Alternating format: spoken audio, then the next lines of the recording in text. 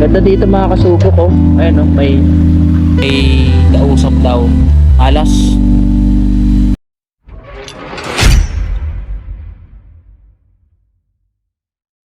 Hey, what's up mga kasubo? Panibagong quick ride na naman. Wala tayong kadala-dala. So malapit na tayo dito sa motor pool na San Jose del Monte, Bulacan. So eto na nga, ay meron na tayong endorsement letter galing sa mayor's office, at kailangan natin ng isang letter na may receipt ni owner ng venue, and then isang letter na para sa traffic kasi yun ang hinihingi sa atin. Wala tayo noon kaya gumawa tayo sa bahay kahapon. Teka, asa ba ito? So ngayon ipapasa natin sa traffic department yung ating letter. Ito, ay, iikot pa pala tayo, no? Ganda dito mga kasubo ko. Ayun, no? May rescue department, one way rin dito. Doon tayo pupunta. Ayun, no, sa traffic.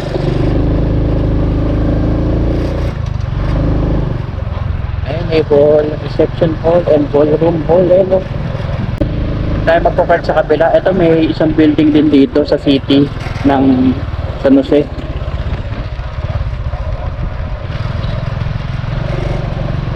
Yan. May parang hall, city. Ewan ko anong ano yan. At meron din dito, ito yung mga truck.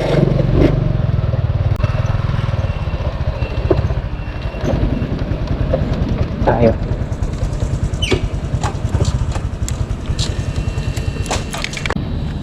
So yun, shoutout nga pala sa Carlos Beach. Ayun, napakaganda ng moto jersey natin. Meron tayong vlog dyan sa susunod, i-upload natin. So, mura lang kung nabili natin is 490 pesos. Naka-promo sila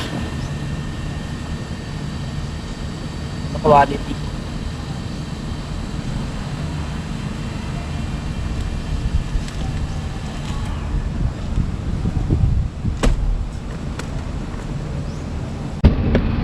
Pasok na tayo ron.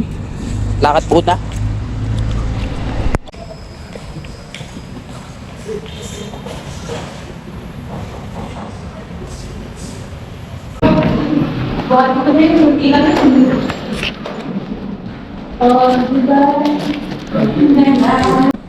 Ako, bukas na yan.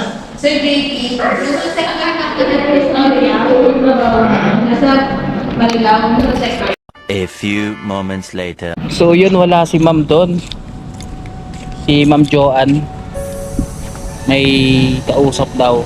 Alas. Pero nung binalikan natin ng isang araw is, diba, nandun siya. So, kinuha na lang natin yung contact number niya. Si ma'am Jen pala yun. Joanne tuloy. Kinuha natin yung contact number niya. Papapollow up natin bukas kasi malapit na mag-undas, walang pasok. Kailangan na natin